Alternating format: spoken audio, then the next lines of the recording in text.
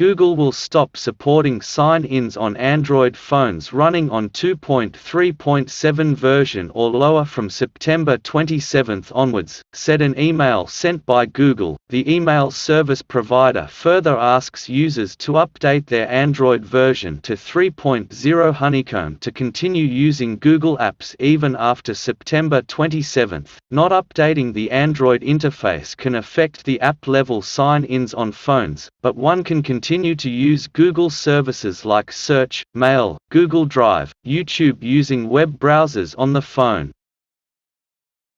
Google is taking this step to protect user data and maintain account security. The email was sent to the few remaining users of older versions of Android who are likely to be impacted by the change. As of September 27, users running Android 2.3.7 or lower will get a username or password error pop up every time they try to sign into their Google accounts. The email is a prompt for users still on archaic software to either update or switch phones.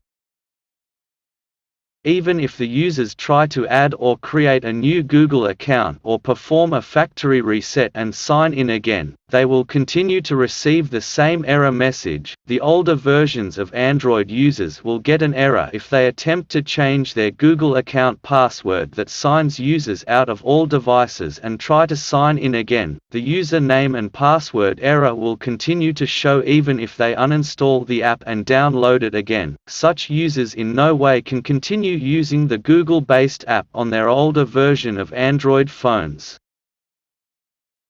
This leaves users with no other option than to look for alternative options like updating devices, change phones, or use an account from a web browser to continue the use of Google apps and services.